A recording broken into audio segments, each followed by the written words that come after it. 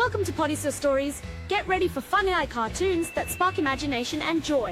මේක අපේ ශ්‍රී ලාංකික ජනතාව පසුගියදා මුහුණ ජීවිතයෙන්ම වින්ද සත්‍ය කතාවක්.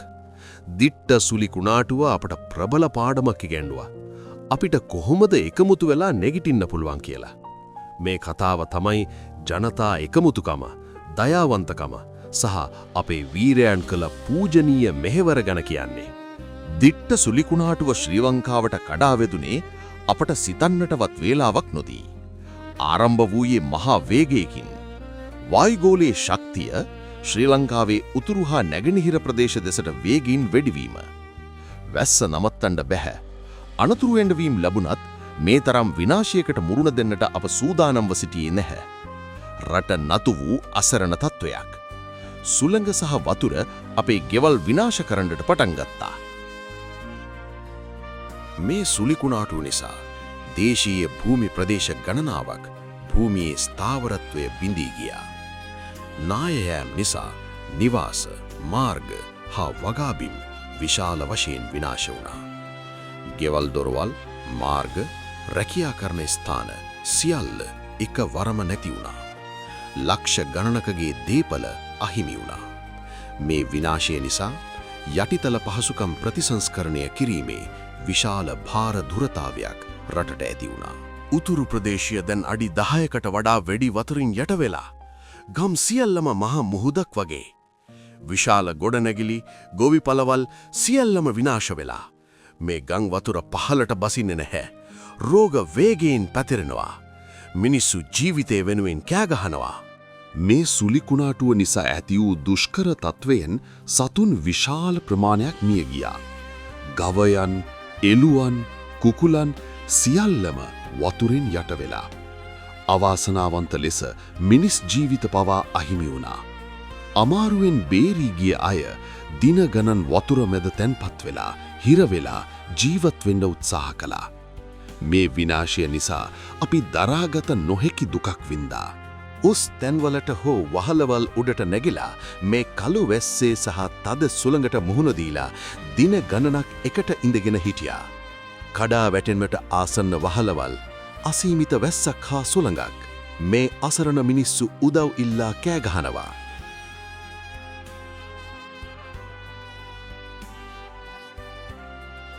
නමුත් මේක ශ්‍රී ලංකාවේ අපි ආපදාවෙන් බලපෑමට ලක් නොවූ මිනිස්සුන් එකමුතු වුණා. ජාති භේද, ආගමික භේද, ප්‍රදේශ භේද නැතිව ඔවුන් කළ එකමුතුකම.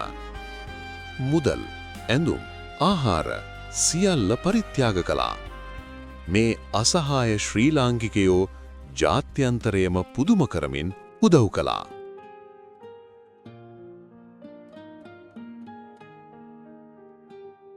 ශ්‍රී ලංකාවේ තරුණ සංවිධාන ඉදිරියට ආවා. ඔවුන්ගේ ශක්තියෙන් මුදල් හා භාණ්ඩ එකතු කරලා මේ අසරණ මිනිසුන්ට අවශ්‍ය දේවල් ගෙනත් දුන්නා. එක විශාල ලොරියකටවත් බර කරන්න බැරි තරම් භාණ්ඩ කන්දරාවක් එකතු වුණා. ඔවුන්ගේ බලයෙන් රටේ සෑම තැනකටම සහන ආධාර ගෙන ගියා. දකුණු පළාතේ දීවර ජනතාව ඇතුළු පිරිස් ඔවුන් තමන්ගේ ජීවිත අවදානමේ තියලා බෝට්ටු අරගෙන ගිහින් ගං වතුරෙන් හිර වෙලා හිටිය මිනිස්සු බේරාගත්තා. ඔවුන්ගේ කැපවීම අමතක කරන්න බෑ. අපි එකමුතුව ගං වතුරෙන් හිර වෙලා හිටිය අය බේරාගත්තා. එතකොට අපේ ශ්‍රී ලංකා යුද හමුදාව, නාවික හමුදාව, ගුවන් හමුදාව සහ පොලිසිය ඔවුන් ක්ෂේත්‍රයේම උදව් කළා. තමන්ගේ ජීවිත පරදුවට තබා ගං වතුරෙන් හිර වෙලා හිටිය තැන්වලට ගිහින් මිනිස්සුන් බේරාගත්තා.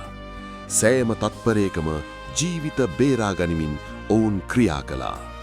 මේ වීර කණ්ඩායම් කළ මෙහෙවර අපේ ලාංකික හදවත්වල රැඳෙනවා. නමුත් මේ උදව් කළ වීරයන් අතරින් කනගාටුදායක සිදුවීමක් වුණා. ගුවන් හමුදාවේ හෙලිකොප්ටරයක් අනතුරට ලක් වුණා. එහි සිටි නිලධාරීන් මිය ගියා. ඔවුන් අපේ රට වෙනුවෙන්, අසරණ මිනිසුන් වෙනුවෙන් තම ජීවිතය පූජා කළා. ඔවුන් අපිට වීරයෝ. ඔවුන්ගේ අසහාය වීර මෙහෙවර අපි කිසිදා අමතක කරන්නේ නැහැ. සුලිකුණාටුව කාලයක් පමණයි. නමුත් අවසානයේදී ශ්‍රී ලංකාවේ ජනතාව ඔවුන්ගේ එකමුතුකමයි අපේ රට බේරාගත්තේ. ජාතිභේද, ආගමික භේද, ප්‍රදේශ භේද සියල්ලම එකවර අමතක කළා. අපි එකට හිටියා. අපි එකට නැගිට්ටා.